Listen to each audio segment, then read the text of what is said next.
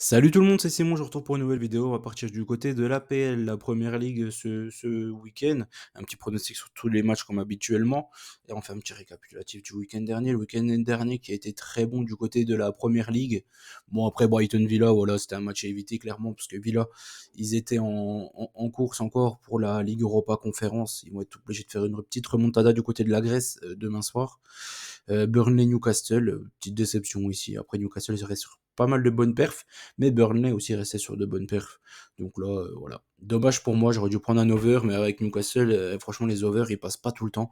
C'est une équipe un peu à douille, hein, Newcastle, mine de rien, cette saison. Luton Everton, les BTTS est passé un but partout. Arsenal et Sheffield, deux scores exacts ici. Nottingham du côté de Sheffield, l'over de 5 est passé et plutôt tranquillement. J'étais parti aussi sur Wood, marquer un but malheureusement. Il n'a pas marqué, il a fait une barre. Il a fait une bonne petite déviation aussi sur coup franc. Et il a loupé une énorme occasion au bout de 2 minutes de jeu aussi. Malheureusement, du coup, il n'est pas passé. C'est Hudson-Odoi qui a fait un super match. Arsenal contre Bournemouth, 3-0, voilà, c'était facile. Burnley, je suis déjà revenu dessus. Brentford, Fulham, Brentford au nul, c'est passé. J'étais parti sur une petite victoire 1-0 de Brentford. Ils ont fait 0-0. Ça me fait penser un peu au match Brentford contre Brighton. C'est à peu près des matchs ultra similaires. Ils ont poussé un petit peu au début de match et après les deux équipes se contentaient du nul. City Wolverhampton s'est passé avec un énorme Erling Haaland. Franchement, il était monstrueux tout le match. Franchement, très très fort. Très très fort ce qu'il a fait, parce que c'est pas non plus des buts tout faits qu'il a marqué. Et s'il y en a pas mal enfin c'est lui qui fait quasiment tout, soit par l'appel, soit par sa puissance. En tout cas, très très fort sur ce match-là, Erling. Chelsea West Ham, l'over de 5 est passé très très facilement là encore. C'est quoi, c'est Bowen qui a fait 3 barres dans le match, c'est ouf. Donc voilà. Pas mal de choses à dire, hein. West Ham qui finit la saison en claquette avec leur coach qui s'en va là, du coup à la fin de la saison. Apparemment c'est Lopetegui qui reprendrait, à voir, à suivre. Brighton, Villa, je suis revenu dessus. Liverpool, Tottenham, l'over de 5 et Crystal, l'over de 5. Tout est passé ici, c'était top. C'était une bonne journée de Première League. 8 sur 10, c'est nickel. Franchement nickel. Dans les autres championnats, de toute façon, ça s'est plutôt bien passé aussi, hormis la Ligue, hein, la Ligue 1, voilà, hein, le bonnet d'âne, comme régulièrement, du top 5 des championnats. Tout le reste, ça s'est très très bien passé, avec mention spéciale pour la Serie A. Une petite de la victoire. Bundesliga, un peu de déception, parce que je me suis loupé sur le Hoffenheim, le BTTS d'Offenheim, hein, BTTS, Hoffenheim égale BTTS, hein, comme régulièrement. J'ai voulu prendre un over de 5, mais le rouge de Leipzig m'a mis dedans, clairement. Je pense que sinon, il serait passé. Allez hop, on attaque pour ce week-end. Fulham City, je vais pas m'éterniser. City sont obligés de gagner. Ils vont gagner d'ailleurs les 3 matchs jusqu'à la fin de la saison, j'imagine, pour être champion tranquillement. Et avec un Erling Haaland à ce niveau-là, qui peut vraiment les embêter. Fulham, c'est une équipe qui joue quand il a envie. Moi, elle finit vraiment la saison en moonwalk. Donc franchement, j'ai du mal à les voir inquiéter City. Bournemouth, Brentford ensuite. Bournemouth, j'avais pris le BTTS le dernier match, je crois que c'était contre Brighton, il me l'avait fait à l'envers. Donc là, j'ai pris Bournemouth ou nul, Bournemouth à la maison, c'est plutôt costaud. Et Brentford, franchement, ils finissent la saison un peu tranquillement. Après, il y a Tony qui va peut-être vouloir marquer, mais je pense que ça sera le dernier match à la maison. Je pense qu'il va vouloir marquer sur son dernier match avec son club. Everton, Sheffield. Everton, ils sont sûrs d'être maintenus. Sheffield, ils sont sûrs d'être relégués. Mais je pense qu'Everton, ils vont poursuivre leur série de cette fin de saison. Là, ils ont fait plutôt de bonnes perfs. Donc j'ai pris quand même la victoire d'Everton. Je vais leur faire confiance sur ce match-là. Newcastle Brighton, pareil, Newcastle ils sont obligés de gagner pour pour faire la Ligue Europa ou Ligue Europa Conférence, je ne sais plus. En tout cas, dans tous les cas, pour être dans les compétitions européennes, ils sont obligés de l'emporter contre Brighton.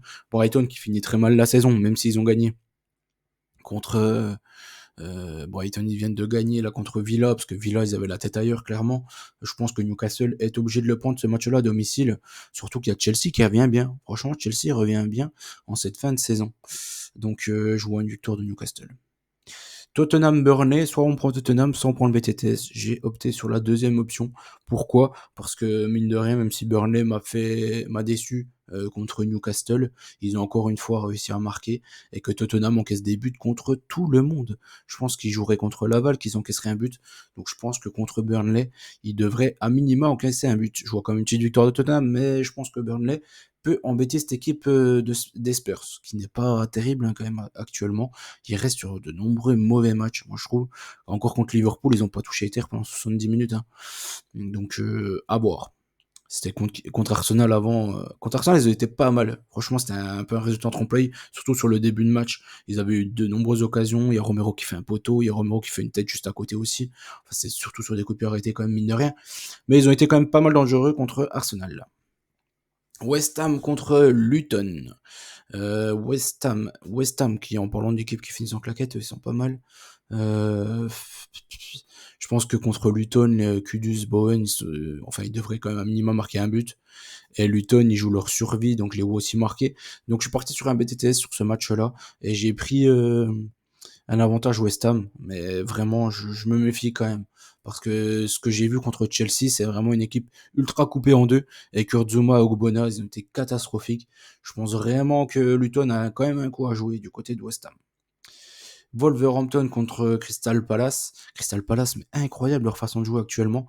Dommage que l'effectif va être totalement décimé cet été, parce que j'aurais bien voulu les voir avec ce nouveau coach du coup un peu plus longtemps. Là, ils restent sur une grosse série. Ils ont étrié Manchester United clairement. Olise qui a été très très fort. Mateta aussi qui allait de son petit but. Eze toujours là aussi, ils ont une belle attaque. Moi j'adore cette petite triplette, mais je pense que il va plus rester grand chose, voire même aucun des trois. Peut-être Mateta qui va rester, mais Eze, Olise, franchement, la saison passée, la saison prochaine, c'est mort. Ils ne seront plus à Crystal Palace. Et c'est bien dommage pour leur coach, parce qu'ils développaient du beau jeu, là, Crystal Palace. Donc là, pour finir la saison, je vais quand même leur faire confiance sur le fait qu'ils repartent avec à minima un point. Nottingham contre Chelsea.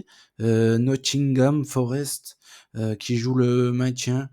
Chelsea qui est sur une bonne série. J'ai hésité avec l'over 2,5, mais j'ai pris un BTTS. Je me dis que dans tous les cas, Chelsea, ils sont capables de marquer du côté de Nottingham. Et j'ai du mal à voir Nottingham ne pas marquer devant leur public, sachant qu'ils jouent le maintien. Chelsea joue les places qualificatives pour les compétitions européennes l'année prochaine, oui. Donc c'est pareil. Eux, ils ont tout intérêt à le prendre ce match-là. Donc je vois un match plutôt engagé et avec pas mal de buts. Manchester-Arsenal. Manchester-Arsenal. Manchester, du coup, Fernandez va être de retour, logiquement, ce week-end. Eriksen, il a plus le niveau pour jouer à haut rythme comme ça. Et toute la défense de Manchester, franchement, catastrophique. Casemiro, c'est quoi son match? Franchement, s'il a plus envie de jouer, qu'il ne joue pas. Mais en tout cas, c'est honteux de faire des prestations comme ça. Arsenal, après Arsenal, le seul truc, moi, qui me fait un peu peur, c'est qu'ils ont habituellement pas mal de problèmes contre Manchester. Même à l'aller, ils avaient gagné 3-1, mais il y a eu pas mal d'occasions pour Manchester de faire mieux. Hein. Ils auraient même dû faire mieux. Je me souviens, on avait déjà pris le BTTS là-bas, sur ce match-là. Donc quand même, je vais faire confiance à Arsenal. Pourquoi? Parce que la défense de Manchester, elle est catastrophique et qui joue le titre. Manchester, par contre, c'est pareil pour les places européennes. Ils ont quand même de l'enjeu pour la fin de la saison. Donc ça risque d'être un match sympa à regarder celui-ci. En tout cas, je l'espère. Et j'ai fait confiance à Arsenal parce que Manchester, ils me font vraiment pitié. Totalement pitié. Et on dirait vraiment pas un grand club. Clairement pas. On a l'impression que de voir Everton, quoi. Puis encore, Everton, c'est plutôt solide défensivement. Donc je sais pas trop qui, mais plus un Wolverhampton, une connerie comme ça, un West Ham, tiens. Mais en tout cas, Manchester, les voir à ce niveau-là, c'est vraiment catastrophique. Aston Villa contre Liverpool. Ici, je suis parti sur un over pour terminer ça. Je me dis que Villa, ils vont peut-être être fatigués de leur match à l'Olympiakos. Liverpool, pourquoi pas, pour en profiter. Après, Liverpool, ils n'ont pas vraiment d'enjeu pour la fin de la saison. Ils vont finir troisième. Donc, à voir quand même. Faut quand même se méfier ici. C'est peut-être un match plus compliqué que prévu. Après, je trouve que les Watkins, Zabi, Bailey, ils peuvent vraiment faire mal à cette équipe de Liverpool. Et l'équipe de Liverpool, ils se procurent tout le temps des occasions. Ils ont juste, en XG, ils doivent être au moins à 3-4 quasiment tous les matchs. C'est juste qu'ils ont des gros problèmes dans la finition. Donc, si ça, c'est un peu réglé, normalement, il devrait y avoir pas mal de buts. Je leur ai fait confiance, hein, vous l'avez bien compris, à Liverpool, du côté de Villa. Pour plus de pronos, bien sûr, l'Italie, l'Espagne, l'Allemagne, la MLS américaine, la Championship, l'Eredivisie hollandaise, la Liga NOS portugaise, la Ligue 2 française, la Jupiler League belge, la Super League turque, la NBA et les playoffs, ainsi que pas mal de bêtes sur le tennis. Venez me contacter sur Instagram ou sur mon adresse mail. De toute façon, je vous donnerai des liens Telegram, tout se passe sur Telegram. Je vous souhaite bonne chance à tous. N'oubliez pas qu'on gagne, on perd ensemble. Je vous dis à très vite. Et n'oubliez pas les petits likes, bien évidemment. Allez, ciao tout le monde.